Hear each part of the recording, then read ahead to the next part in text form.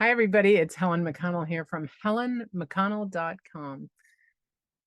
I'm your tapping expert. And today I want to talk about a little bit more about going sugar-free because I not only know that sugar isn't good for me, science has proven that, but my experience has proven that sugar isn't good for me, not in any kind of long-term way anyway. Short-term, yeah, sugar's awesome because, I love sugar, but I am unfortunately quite addicted to sugar. So this has been 4 weeks now that I've been sugar-free, and we're heading into the holidays. Today's Tuesday, and in 2 days it's Thanksgiving. And I'm just going to tap while we talk because I want to explain how tapping can help me and you get through these moments when things feel the best way I can describe it is I'm going to feel deprived on Thanksgiving if I don't eat pumpkin pie. I love pumpkin pie with whipped cream.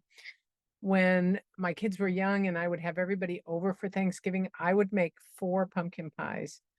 2 were for Thanksgiving dinner and 2 were for us to have the next day or the next couple of days. Love pumpkin pie, breakfast, lunch, and dinner. Okay, so as I think about and all the other desserts that go, I used to make chocolate mousse and maybe an apple pie and other kinds of things, but pumpkin pie in particular. So I'm going to tap. I'm just going to think about pumpkin pie and my connection, my attachment to Thanksgiving and pumpkin pie. I'm just going to feel into it because in 2 days, I'm going to go over to my sister's house and we're going to eat Thanksgiving dinner. And after Thanksgiving dinner, I know there will be pumpkin pie. And I'm going to imagine myself now saying, oh, no, thanks. No dessert for me today. I'm just stuffed or I'm full or no, thank you. No, thank you. I don't have to make an excuse. No dessert for me. And I want you to try this if you're thinking about maybe going sugar-free for Thanksgiving or another holiday. I mean, I don't recommend doing it just for one day because it can be a lot of struggle for just one day, but consider getting sugar out of your system.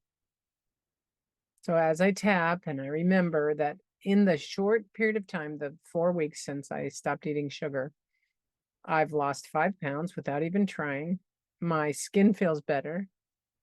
My sleep is deeper. I have more energy. My breathing is better. And my brain is clearer. So it's quite possible in my reality that sugar gives me a foggy brain and just makes me kind of dumpy and yeah. I love it in the moment though. Okay. But I want you to, I'm going to imagine that deprived feeling. And then we're going to actually add some words and say, even though I feel deprived, and you can repeat this, just thinking about not having pumpkin pie on Thanksgiving. I love and accept myself. And I choose to be here now.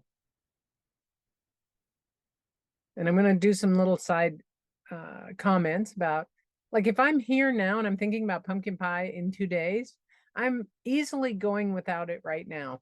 No problem. And by imagining 2 days from now and getting that in my system and raising up that deprivation feeling and then tapping it down, I'm going to be able to so much more easily deal with that moment in the moment instead of just waiting until the moment and going, oh, what do I do? This is called, planning ahead a little bit. This is paving the way for my better future. So even though I love sugar, sugar doesn't love me. Even though I get short-term benefits from sugar, I wouldn't even call it benefit, short-term satisfaction from sugar. The long-term consequences are not okay. Right? Okay, just tap around and say, thinking about Thanksgiving. On the eyebrow. I'm not going to eat pumpkin pie. Side of the eye. Or any other dessert. Under the eye. And my knee-jerk reaction under the nose is that feels a little scary. On the chin. So I'm just breathing into that reaction. Collarbone. And I'm going to say it again. Under the arm. No dessert for me. Okay, we're going to go around one more time and say, no dessert for me. Thanks. On the eyebrow. This is the kindest thing I can do for myself. Side of the eye. In the moment, it might feel a little difficult. Under the eye, but in the long run, this is what I really want. Under the nose. I just want to keep feeling better and better. On the chin. And sugar makes me feel worse and worse. Collarbone. Sugar isn't good for me. Under the arm. Not in any way, shape, or form. All right, just take a deep breath. And really breathe into it. And then you try it again. You think about Thanksgiving or whatever event you're going to. And this can apply to sugar or alcohol or food in general or anything that you feel a little out of control about. If you do this in advance, you will be so much more resilient to whatever's going on. So as you tap this, you might think, oh, my family's going to give me such a hard time. Somebody's going to be insulted because I don't eat their dessert, or somebody's going to ask me what's wrong with me, and or somebody's going to say, well, it won't hurt just this one time, or whatever you think is going to happen. Now, I don't think any of that's going to happen for me because I just don't. But this is important to me, and I don't want to just give in to an old habit, an old thought habit, an old emotional habit. So I'm going to do one more thing. I'm going to see myself the day after Thanksgiving, or maybe not even go that far. Thanksgiving evening, when I'm home again and I haven't had dessert.